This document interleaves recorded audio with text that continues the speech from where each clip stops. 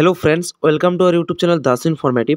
তো বন্ধুরা, Kolkata police constable নিয়োগ 2024-এর অফিসিয়াল বিজ্ঞপ্তি কিন্তু প্রকাশিত করা হয়েছে, যেখানে বন্ধুরা কনস্টেবল এবং লেডি কনস্টেবল পদে নিয়োগ করানো হবে। মাধ্যমিক পাস যোগ্যতায় কিন্তু আবেদন করা যাবে এবং বন্ধুরা শূন্যপদ রয়েছে 3734টি। ঠিক আছে, যেখানে ছেলে মেয়ে সকলেই আবেদন করতে পারবে। তো বন্ধুরা, আজকের ভিডিওতে আমরা অফিসিয়াল নোটিফিকেশন নিয়ে সম্পূর্ণ বিস্তারিতভাবে ফুল ডিটেলস নিয়ে আলোচনা করব, যে এই নিয়োগের জন্য কীরকম যোগ্যতা রাখা হয়েছে, বয়সীমা কী থাকবে, এক্সাম প্যাটার্ন, সিলেবাস, পিএমটি অর্থাৎ ফিজিক্যাল মেজারমেন্ট টেস্ট, পিইটি অর্থাৎ ফিজিক্যাল ইফিসিয়েন্সি টেস্ট কীরকম থাকবে এবং অনলাইন আবেদন কবে থেকে কবে পর্যন্ত চলবে, সমস্ত কিছু নিয়ে আমরা বিস্তারিতভাবে আলোচনা করব এই ছোট্ট ভিডিওর মাধ্যমে।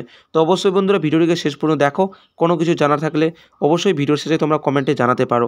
তো চলো বন্ধুরা, আজকের ভিডিওটি আমরা শুরু করি।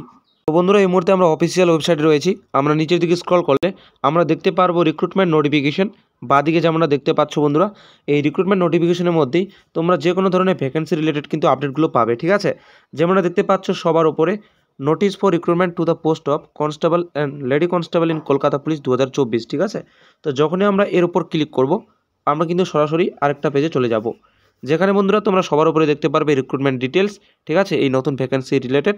তো তোমরা এখানে দেখতে পারবে 27 তারিখের মধ্যে 3টা আপডেট প্রকাশিত করা হয়েছে। ঠিক আছে, বা নিচের দিকে দেখতে পারবে বন্ধুরা লিস্ট অফ সহজ রিটেল লিমিটেড। ঠিক আছে, যে সেন্টারগুলো থাকে। তারপর বন্ধুরা দেখতে পারবে ইনফরমেশন অফ অ্যাপ্লিকেন্টস এবং সবার উপরে দেখতে পারবে যে শর্ট নোটিশ প্রকাশিত করা হয়ে থাকে। ঠিক আছে, তো আমরা ফুল ডিটেল নোটিফিকেশনের জন্য এই ইনফরমেশন অফ অ্যাপ্লিকেন্টস যে বলা হয়েছে গেট ডিটেলসে, সেখানটায় ক্লিক করে আমরা অফিসিয়াল নোটিফিকেশন ডাউনলোড করে নেব। বন্ধুরা দেখতে পাচ্ছ সবার উপরে West Bengal police recruitment board. ঠিক আছে, এই নতুন ভ্যাকেন্সি যে প্রকাশিত করা হয়েছে constable and lady constable in Kolkata police 2024। তো পোস্টের নাম তোমরা জানোই যে কনস্টেবল পোস্ট। ঠিক আছে, তারপর পে স্কেল যেটা হয়ে থাকে সেটাই রাখা থাকে। তারপর আমরা নিচের দিকে বন্ধুরা প্রথমত ভ্যাকেন্সি নিয়ে আলোচনা করি। ঠিক আছে, যে টোটাল ভ্যাকেন্সি কতগুলো রয়েছে। তো বন্ধুরা, এখানে তোমরা প্রথমত দেখতে পারবে ক্যাটাগরি অনুযায়ী কিন্তু ভ্যাকেন্সিগুলো ডিভাইড করা রয়েছে, যেখানে কনস্টেবল এবং লেডি কনস্টেবলের জন্য আলাদা আলাদাভাবে কিন্তু এখানে ক্যাটাগরি অনুযায়ী ভ্যাকেন্সিগুলো ডিভাইড করা রয়েছে। ঠিক আছে, তোমরা এখানে দেখতেই পারবে সবার উপরে ইউআর, তারপর ইউআর ক্যাটাগরির মধ্যে যে রিজার্ভেশন যে ক্যাটাগরিগুলো রয়েছে সেগুলোর কথা বলা হয়েছে। তারপর শিডিউল কাস্ট, ঠিক আছে, এসসি এসটি, ওবিসি, ওবিসিবি, এরকমভাবে প্রত্যেকটা ক্ষেত্রে দেওয়া রয়েছে। তারপর বন্ধুরা সবার নিচে দেখতে পারবে মেল কনস্টেবলের জন্য শূন্যপদ হচ্ছে টোটাল 3464 এবং ফিমেলদের ক্ষেত্রে 270টি। ঠিক আছে, এরপর বন্ধুরা নিচের দিকে এখানে ভ্যাকেন্সি নিয়ে বলা হয়েছে রিজার্ভেশন নিয়ে। ঠিক আছে, তো এগুলো তোমরা চাইলে একটু দেখে নিতে পারো, যারা বিভিন্ন রকম ক্যাটাগরি থেকে বিলং করে। তারপর যেমনটা দেখতে পাচ্ছ যারা স্পোর্টস কোটা থেকে আবেদন করতে চায়, তো তাদের ক্ষেত্রে এখানে স্পোর্টসগুলোর নাম দেওয়া রয়েছে। ঠিক আছে বন্ধুরা, তোমরা যদি অ্যাপ্লিকেবল হয়ে থাকো তাহলে অবশ্যই তোমরা এগুলো কিন্তু চেক করে নিতে পারো।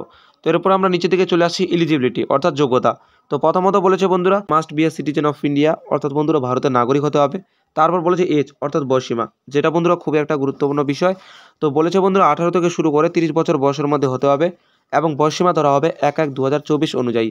যারা এসসি এসটি ক্যাটাগরি থেকে বিলং করে বন্ধুরা, সেক্ষেত্রে তারা 5 বছরের ছাড় পাবে এবং ওবিসিরা 3 বছরের ছাড় পাবে। ঠিক আছে, দেখতেই পাচ্ছ এখানে বলে দেওয়া রয়েছে। এবং তারপর বলা যায় থার্ড জেন্ডার ট্রান্সজেন্ডারের ক্ষেত্রে। ঠিক আছে, দেখতেই পাচ্ছ এখানটায়। এরপর আমরা নিচে থেকে চলে আসি যারা এক্স সার্ভিসম্যান, তাদের কথাও কিন্তু এখানে বলে দিয়েছে। যদি অ্যাপ্লিকেবল হয়ে থাকো তাহলে অবশ্যই বন্ধুরা তোমরা এগুলো চেক আউট করতে পারো। এরপর আমরা নিচের দিকে আসবো এডুকেশনাল কোয়ালিফিকেশন অর্থাৎ শিক্ষাগত যোগ্যতা। বন্ধুরা তোমরা সকলে জানো যে মাধ্যমিক পাস যোগ্যতায় কিন্তু কনস্টেবল পদে নিয়োগ করানো হয়ে থাকে। ঠিক আছে, এরপর বলেছে ল্যাঙ্গুয়েজ অর্থাৎ ভাষা।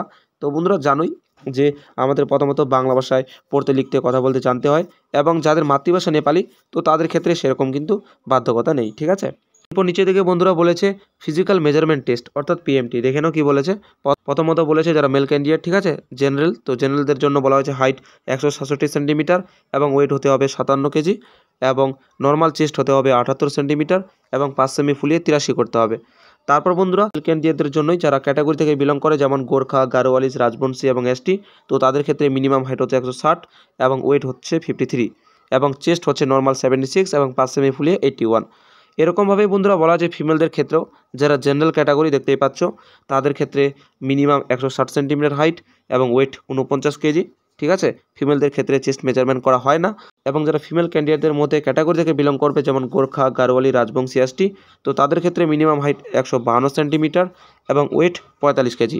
এরপর বন্ধুরা থার্ড জেন্ডারে কথা বলা হয়েছে ইউআর হিসেবে যারা থাকবে, তো তাদের ক্ষেত্রে এখানে 163 সেন্টিমিটার হাইট, ওয়েট হচ্ছে 52 এবং যারা গোর্খা, গারোয়ালিস, রাজবংশী, এসটি থাকবে থার্ড জেন্ডারের মধ্যে, তো তাদের ক্ষেত্রে মিনিমাম হাইট হচ্ছে 155 এবং 48 কেজি ওয়েট হতে হবে এবং তাদের ক্ষেত্রেও কিন্তু চেস্ট মেজারমেন্ট করা হবে না।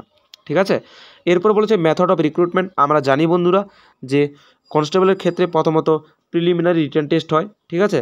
তারপর যে সমস্ত ক্যান্ডিডেটরা পাস করবে তাদেরকে পরবর্তী স্টেপ ফিজিক্যাল মেজারমেন্ট টেস্ট অর্থাৎ পিএমটি, তারপর ফিজিক্যাল এফিসিয়েন্সি টেস্ট অর্থাৎ পিটির জন্য ডাকা হবে, এবং যারা পিএমটি পিইটি কোয়ালিফাই করবে তাদেরকে ফাইনাল রিটেন টেস্টের জন্য ডাকা হবে, ঠিক আছে। ফাইনাল রিটেন টেস্ট পাস করার পর ইন্টারভিউ নেওয়া হবে, এবং সবশেষে বন্ধুরা ফাইনাল রিটেন টেস্ট এবং ইন্টারভিউ মিলিয়ে টোটাল 100-র মধ্যে কিন্তু মেরিট লিস্ট তৈরি করা হবে, ঠিক আছে।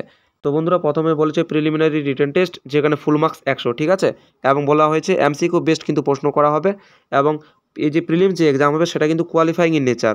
100টি এমসিকিউ টাইপ প্রশ্ন থাকবে, প্রত্যেকটা সঠিক উত্তরের জন্য 1 নম্বর করে দেওয়া হবে, এবং নেগেটিভ মার্কিং হচ্ছে বন্ধুরা 1/4, ঠিক আছে, 1/4 হচ্ছে নেগেটিভ মার্কিং। এবং বন্ধুরা এখানে বলা হয়েছে যে 1 ঘন্টা কিন্তু সময় দেওয়া হবে, এবং প্রশ্নপত্র থাকবে বাংলা এবং নেপালি এই দুটো ভাষায়, ঠিক আছে। এবং বন্ধুরা এই প্রিলিমস এক্সামে কোন কোন বিষয় থেকে প্রশ্ন থাকবে দেখতে পাচ্ছ, জেনারেল অ্যাওয়ারনেস অ্যান্ড জিকে 40 নম্বর, তারপর বলা হচ্ছে এলিমেন্টারি ম্যাথামেটিক্স মাধ্যমিক স্ট্যান্ডার্ড 30 নম্বর, তারপর বলা হচ্ছে রিজনিং থেকে থাকবে 30 নম্বর, ঠিক আছে। টোটাল 100 নম্বরে কিন্তু পরীক্ষা হবে। নেগেটিভ মার্কিং নিয়ে বললাম।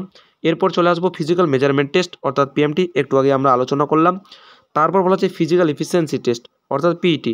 তো বন্ধুরা প্রথমত বলেছে দেখে নাও, জেন্ডার মেল ক্যান্ডিডেটদের জন্য 1600 মিটার রান কমপ্লিট করতে হবে 6.5 মিনিটের মধ্যে, যারা ফিমেল ক্যান্ডিডেট তাদের জন্য 800 মিটার রান কমপ্লিট করতে হবে 4 মিনিটের মধ্যে, এবং যারা থার্ড জেন্ডার থেকে বিলং করে তাদের ক্ষেত্রে 800 মিটার রান কমপ্লিট করতে হবে 3.5 মিনিটের মধ্যে, ঠিক আছে। এবং বন্ধুরা যারা এক্স সার্ভিসম্যান 25 বছরের উপরে, ঠিক আছে, তাদের ক্ষেত্রে এখানে রিল্যাক্সের কথা বলা আছে পিইটির জন্য। তো একই রকমভাবে যারা মেল ক্যান্ডিডেট তো তাদের ক্ষেত্রে 800 মিটার রান 3.5 মিনিটের মধ্যে, এবং যারা ফিমেল থার্ড জেন্ডার থেকে বিলং করবে তাদের ক্ষেত্রে 800 মিটার রান 4.5 মিনিটের মধ্যে, ঠিক আছে। তো এটা হচ্ছে এক্স সার্ভিসম্যানের ক্ষেত্রে। তো এরকমভাবে তোমরা বন্ধুরা চেক আউট করতে পারবে। এদিকে যদি চলে আসি, এখানে বলা আছে পিএমটি এবং পিইটি কিন্তু কোয়ালিফাইং নেচার, ঠিক আছে, এটা শুধুমাত্র পাস করতে হবে। তারপর বন্ধুরা ফাইনাল রিটেন টেস্ট কিন্তু হবে, যেখানে ফুল মার্কস 85 অর্থাৎ 85-র মধ্যে পরীক্ষা হবে, ঠিক আছে, যেখানে 85টা এমসিকিউ টাইপ প্রশ্ন থাকবে, প্রত্যেকটা সঠিক উত্তরের জন্য 1 নম্বর করে দেওয়া থাকবে, ঠিক আছে, এবং সময় থাকবে 1 ঘন্টা। এবং বন্ধুরা প্রশ্ন কিন্তু বাংলা এবং নেপালি এই দুটো ভাষায় কিন্তু থাকবে, ঠিক আছে। এবং বন্ধুরা এর জন্য কিন্তু নেগেটিভ মার্কিংও রয়েছে, দেখতে পাচ্ছ নেগেটিভ মার্কিং 1/4 কিন্তু থাকবে। এবং বন্ধুরা এই ফাইনাল রিটেন টেস্টে কী কী সাবজেক্ট থাকবে দেখে নাও, জেনারেল অ্যাওয়ারনেস এবং জিকে থেকে 25 নম্বর, ইংলিশ থাকবে 10 নম্বরের, এলিমেন্টারি ম্যাথামেটিক্স যেটা মাধ্যমিক লেভেলের হয়ে থাকে 25 নম্বর, এবং রিজনিং লজিক্যাল অ্যানালাইসিস থেকে 25 নম্বর, ঠিক আছে। টোটাল 85-এর মধ্যে পরীক্ষা হবে। তারপর বন্ধুরা সবশেষে ইন্টারভিউ নেওয়া হবে, যেখানে ফুল মার্কস থাকবে 15-র মধ্যে, ঠিক আছে। তো দেখতে পাচ্ছ, তো এই হিসেবে কিন্তু এখানে প্রসেসটা রাখা হয়েছে। এবং বন্ধুরা যদি এর সিলেবাস সম্পর্কে বলা যায় তাহলে তোমরা জানোই যে মাধ্যমিক লেভেলের কিন্তু প্রশ্নপত্র হয়ে থাকে, ঠিক আছে, যেরকমটা প্রিভিয়াস ইয়ার থেকে হয়ে আসছে সেরকমই কিন্তু প্রশ্নপত্রের লেভেল থাকবে, ঠিক আছে। এরপর বন্ধুরা বলা হচ্ছে পিরিয়ড অফ অ্যাপ্লিকেশন, ঠিক আছে, অর্থাৎ এর আবেদন প্রক্রিয়া কবে থেকে শুরু হবে। আমরা জানি বন্ধুরা যে অনলাইনে কিন্তু এর আবেদন হবে, ঠিক আছে, অনলাইনে আবেদন করতে হবে। আবেদন শুরু হবে মার্চ মাসের 1 তারিখ থেকে, এবং লাস্ট ডেট হচ্ছে মার্চ মাসের 29 তারিখ পর্যন্ত, ঠিক আছে। তো এটা হচ্ছে সময়সীমা আবেদন করার অনলাইনে। এরপর বন্ধুরা বলা হচ্ছে অ্যাপ্লিকেশন ফি, ঠিক আছে, আবেদন করার সময় অ্যাপ্লিকেশন ফি লাগবে। যারা জেনারেল ক্যাটাগরি থেকে বিলং করবে দেখতেই পাচ্ছ এখানে বলে দিয়েছে, ঠিক আছে। তো জেনারেল ক্যাটাগরি থেকে যারা বিলং করবে তাদের ক্ষেত্রে এখানে 150 টাকা অ্যাপ্লিকেশন ফি, প্রসেসিং ফি হচ্ছে 20 টাকা, টোটাল 170 টাকা কিন্তু পেমেন্ট করতে হবে। এবং যারা SC ST তাদের ক্ষেত্রে শুধুমাত্র প্রসেসিং ফিটা কিন্তু লাগবে। তো বন্ধুরা এটা হচ্ছে অ্যাপ্লিকেশন ফি, এবং এর সাথে GST চার্জও কিন্তু দিতে হবে, তো সেই হিসেবে আরেকটু কিন্তু বেশি হয়ে যাবে। তো এরপর হাউ টু অ্যাপ্লাই, কীভাবে আবেদন করতে হবে বন্ধুরা, অনলাইনে আবেদন করতে হবে। এই যে অফিসিয়াল ওয়েবসাইটগুলো দেখতে পাচ্ছ এর মাধ্যমে অনলাইনে কিন্তু আবেদন করতে হবে। অবশ্যই যখন আবেদন শুরু হয়ে যাবে আমি এর উপরে ভিডিও নিয়ে আসবো, তো তোমরা নিশ্চিন্তে থাকতে পারো, ঠিক আছে। তো এরপর আমরা নিচের দিকে চলে আসি। এরপর নিচের দিকে বন্ধুরা বলা হয়েছে যে আবেদন করার সময় ফটো এবং সিগনেচার আমাদের কীভাবে আপলোড করতে হবে, ঠিক আছে। ফটো যেন 3 মাসের বেশি পুরনো না হয়, ঠিক আছে। রিসেন্ট পাসপোর্ট সাইজের কালার ফটোগ্রাফ কিন্তু হতে হবে, ঠিক আছে, জেপিজি ফরম্যাটে আপলোড করতে হবে। এবং এখানে সাইজের কথা বলেছে 10 থেকে 50 কেবির মধ্যে, দেখতে পাচ্ছ বন্ধুরা, ভালোভাবে কিন্তু আমাদের আপলোড করতে হবে। তারপরে একই রকমভাবে সিগনেচারে কিন্তু কথা বলা হয়েছে, ঠিক আছে। এবং বন্ধুরা এখানে ফটো ক্ষেত্রে দেখতেই পাচ্ছ বলা হচ্ছে হোয়াইট ব্যাকগ্রাউন্ড, তো এটা আমাদের অবশ্যই কিন্তু মনে রাখতে হবে যে ফটোর যে ব্যাকগ্রাউন্ড সেটা যেন হোয়াইট হয়, ঠিক আছে। এরপর নিচের দিকে আসলে তোমরা দেখতে পারবে এখানে বলা আছে যাতে ফেস কোনো কিছু দ্বারা কভার করা না থাকে, ঠিক আছে। তারপর ভালোভাবে যেন চোখ কান এগুলো যেন বোঝা যায়, ঠিক আছে। তারপর এখানে বলা আছে যাতে কোনো কিছু দ্বারা হেড যাতে কভার করা না থাকে। তো এই সমস্ত বন্ধুরা ভালোভাবে উল্লেখ করা হয়েছে, তো অবশ্যই তোমরা এগুলো একটু দেখে নেবে। সিগনেচারের কথা বলা হয়েছে যে 5 থেকে 20 কেবির মধ্যে আপলোড করতে হবে, এবং অবশ্যই ফুল সিগনেচার করতে হবে। এখানে সাইজগুলোর কথা বলা আছে, তো অবশ্যই এগুলো আমাদের ভালোভাবে ফলো করে কিন্তু আপলোডটা করতে হবে। নিচের দিকে দেখতেই পাচ্ছ এখানে চার্জের কথা বলা আছে, যেটা আমি একটু আগে বললাম, GST মিলিয়ে কিন্তু অ্যাপ্লিকেশন ফিসটা একটু বেড়ে যাবে, ঠিক আছে, দেখতেই পাচ্ছ। নিচের দিকে আসলে বন্ধুরা দেখতে পারবে এডিটিং উইন্ডো, ঠিক আছে। যদি অনলাইন আবেদন করার সময় কোনো রকম ভুল হয়ে যায়, মিস্টেক হয়ে যায়, সেক্ষেত্রে পরবর্তীতে কিন্তু 7 দিনের মধ্যে আমাদের একটা এডিট উইন্ডো কিন্তু ওপেন থাকবে। এখানে আমরা আমাদের অ্যাপ্লিকেশন ফর্মকে এডিট বা কারেক্ট করতে পারবো। ঠিক আছে, দেখতে পাচ্ছ 1/4/2024 থেকে 7/4/2024 এর মধ্যে কিন্তু আমরা অ্যাপ্লিকেশন ফর্মকে এডিট করতে পারবো। ঠিক আছে, এরপর বন্ধুরা নিজে দিকে তেমন বিশেষ কিছু নেই। ঠিক আছে, যেগুলো আমাদের জানা প্রয়োজন সেই ইম্পর্টেন্ট ইনফরমেশনগুলো নিয়ে আমরা আলোচনা করলাম এই অফিসিয়াল নোটিফিকেশনের মাধ্যমে। আশা করি তোমাদের বুঝতে কোনো রকম অসুবিধা হবে না। ঠিক আছে, তো বন্ধুরা যখন এর আবেদন প্রক্রিয়া শুরু হয়ে যাবে আমি এর উপর স্টেপ বাই স্টেপ ফুল প্রসেসের ভিডিও নিয়ে আসবো। তো অবশ্যই তোমরা নিশ্চিন্তে থাকতে পারো এবং কোনো কিছু জানা থাকলে তোমরা কিন্তু কমেন্টে জানাতে পারো। তো বন্ধুরা দেখা হবে পরবর্তী ভিডিওতে। সবাই ভালো থাকবে, সুস্থ থাকবে।